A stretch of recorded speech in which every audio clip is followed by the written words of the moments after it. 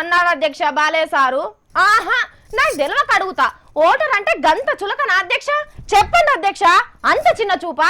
ఇంకా అలాంటి డైలాగులు ఉండబోవు అధ్యక్ష. మా ఓటర్లు కూడా నిద్రలేశారు అధ్యక్ష, వాళ్ళ హక్కులను కాపాడుకుంటున్నారు అధ్యక్ష.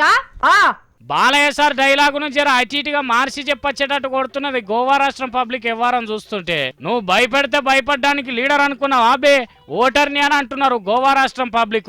అక్కడిప్పుడు ఎమ్మెల్యే ఎలక్షన్లు నడుస్తున్నాయి కదా, ఎంతో కొంత తీసుకోండి, ఓటైతే మాకే గుద్దురని లీడర్లు ఇండ్లలో తిరిగితే నీ పైసలు వద్దు రూపాయలు వద్దు, వాటిని తీసుకుపోయి మీరే జేబుల్లో నూక్కొనరని ముఖం మీద కొట్టినట్టే చెప్తున్నారట. అంటే ఓటుకు ఇలువ కట్టలేరు, మాకు నచ్చిన వాళ్ళకే ఓటేస్తామని ఉద్యమం చేస్తున్నారు అనుకున్నారు.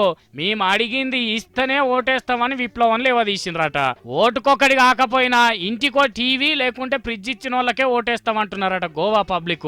ఎంత దాపిచ్చినా జరసేపటికి ఒంటికి పోయి పారబోస్తాం. అదే టీవీ ఫ్రిడ్జ్లు ఇస్తే టీవీల బొమ్మ చూసి ఫ్రిడ్జ్ల చల్లటి నీళ్లు తాగి యాది పెట్టుకొని మరీ ఓటేసేస్తామని ఒట్టు పెట్టి చెప్తుర్రట.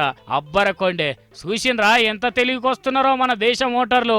మనం వేసిన ఓటుతోని గెలిస్తే 5 ఏండ్ల పెత్తనం చేస్తారు, 5 ఏండ్లు తిరిగేపాటికి 500 కోట్లకి ఎదుగుతారు.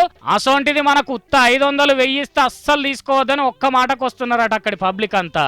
అయినా ఉట్టప్పుడైతే ఉప్పు కూడా పెట్టరు కావచ్చు, కానీ ఈ ఓట్లప్పుడు టీవీలు ఫ్రిడ్జ్లేంది ఏం కొనియమన్నా కొనిచ్చేదందుకు కొంతమంది లీడర్లు తయారుగానే ఉంటారు.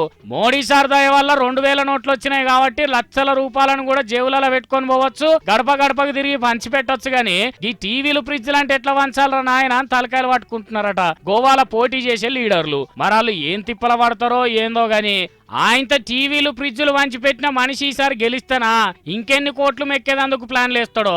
అయినా మనదేమన్నా పోతాందా గాని మన ఓటుకు విలువ పెరుగుతున్నందుకైతే ఇంకొద్దిగా గర్వపడాల్సిన ముచ్చట్నే ఇది కదా.